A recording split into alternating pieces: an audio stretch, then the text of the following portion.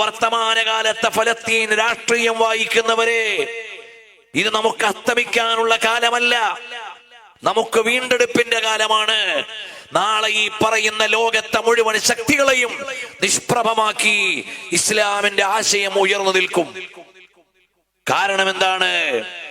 ഏത് കാലത്തും ഇസ്ലാമിക ആശയത്തെ മറികടക്കാൻ ലോകത്തൊരാശയത്തിനു സാധിച്ചിട്ടില്ല. 1400 ചില്ലാനം വർഷത്തിന്റെ ഇടയിൽ ലോകത്തെന്തെല്ലാം സംഭവിച്ചു. ബഗ്ദാദിന്റെ തെരുവിലൂടെ എത്രയെത്ര കബന്ധങ്ങളാണ് തെറിച്ചു വീണുപോയത്. 4 ഖലീഫമാരിൽ 3 ഖലീഫമാര് കൊല്ലപ്പെട്ടവരാണ്. അതുകൊണ്ട് ഇസ്ലാം ഇല്ലാതെയായോ? 4 മദ്ഹബിന്റെ ഇമാമുകളിൽ 4 പേരും ജയിലഴിക്കുള്ളിൽ കഴിഞ്ഞവരാണ്. അറിയുമോ സഹോദരങ്ങളെ? ഇമാം മാലിക് റളിയല്ലാഹു അൻഹു ജയിലിലടക്കപ്പെട്ടു. ഒരുപാട് പീഡനങ്ങൾ ഏറ്റുവാങ്ങേണ്ടി വന്നു.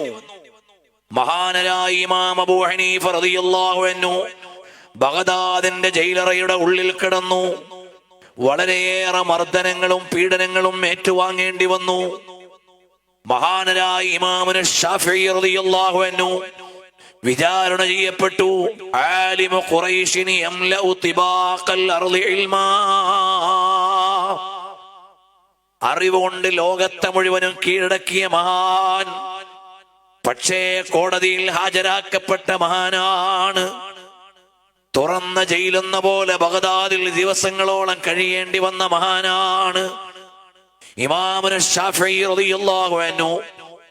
4ാമത്തെ ഇമാമായ അഹ്മദ് ബിൻ ഹംബൽ റളിയല്ലാഹു അൻഹു ജയിലിൽ കിടന്നു എന്ന് മാത്രമല്ല, ചാട്ടവാറ് കൊണ്ട് അടിയേറ്റ് അടുത്ത നിമിഷം മരണപ്പെടുമെന്ന് കണ്ടപ്പോഴാണ് മഹാനവറുകളെ വീട്ടിലേക്ക് തിരിച്ചു കൊണ്ടുവന്നത്. ഈ 4 മദ്ഹബിന്റെ ഇമാമുകൾ ഇസ്ലാമിക വൈജ്ഞാനിക ലോകത്തിന്റെ കാവൽ പട്ടാളക്കാരാണ്. അവർ ജയിലിൽ കഴിഞ്ഞതിന്റെ പേരിൽ ഈ സമുദായം ഇല്ലായ്മ ചെയ്യപ്പെട്ടിട്ടില്ല. മതം പൂട്ടിവെച്ച് പോകേണ്ടി വന്നിട്ടില്ല. ഇസ്ലാമിനെ നിഷ്പ്രഭമാക്കാൻ ലോകത്തൊരാൾക്കും സാധിച്ചിട്ടില്ല. ഇന്ന് നമ്മൾ കണ്ടുകൊണ്ടിരിക്കുന്ന ഉസ്ബെക്കിസ്ഥാനും കിർഗിസ്ഥാനും കസാക്കിസ്ഥാനും തുടങ്ങിയിട്ടുള്ള ഒരുപാട് പ്രവിശ്യകൾ ഒരു കാലത്ത് റഷ്യയുടെ കീഴിലായിരുന്നു. അതുകൊണ്ട് ആ രാജ്യത്തൊക്കെ ഇസ്ലാം ഇല്ലാതായോ? ഇല്ല. ഇപ്പോൾ ആ രാജ്യങ്ങളിലെല്ലാം ഇസ്ലാം അതിവേഗതയിൽ വളർന്നുകൊണ്ടിരിക്കുകയാണ്. സ്വതന്ത്ര രാജ്യങ്ങളായി മാറിയ ഉസ്ബെക്കിസ്ഥാനും കിർഗിസ്ഥാനും പോലെയുള്ള രാജ്യങ്ങളിൽ ഇസ്ലാമിക സമൂഹം കൂടുതൽ വിജ്ഞാനം നേടിക്കൊണ്ടിരിക്കുന്ന കാലം. അവർ വൈജ്ഞാനികമായി വളരുകയാണ്.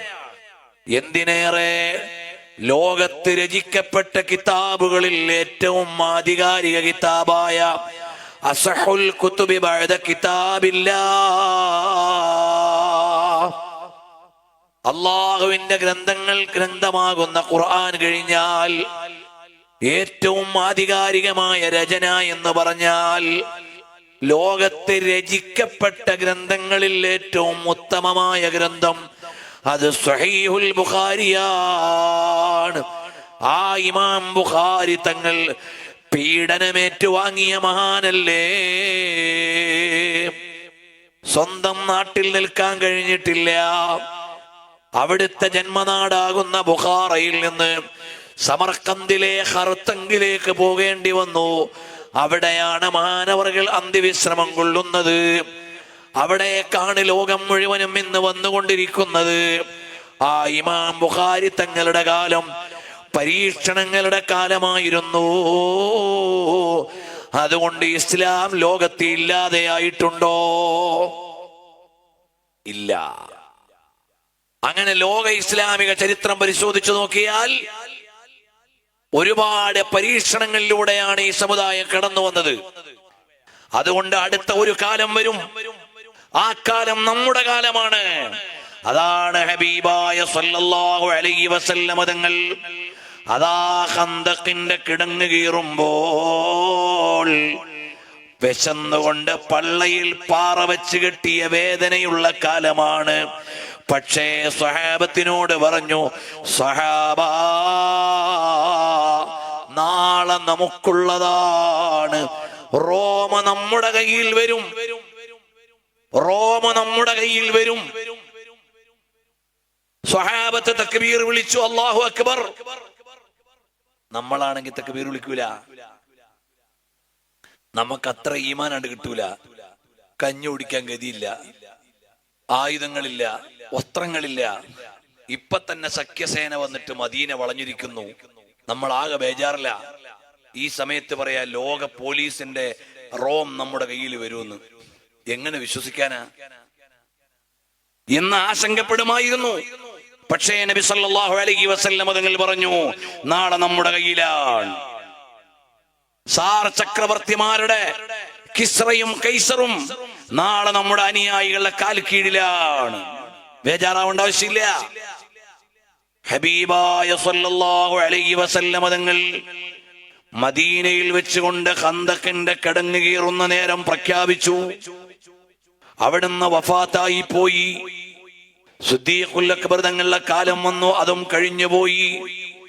ഉമറുൽ ഫാറൂഖ് തങ്ങളുടെ കാലം വന്നപ്പോൾ ഹബീബായ സല്ലല്ലാഹു അലൈഹി വസല്ലം തങ്ങൾ മുന്നറിയിപ്പ് നൽകിയ ദേശങ്ങൾ മുഴുവനും ഇസ്ലാമിന്റെ പരിധിയിലേക്ക് വന്നു.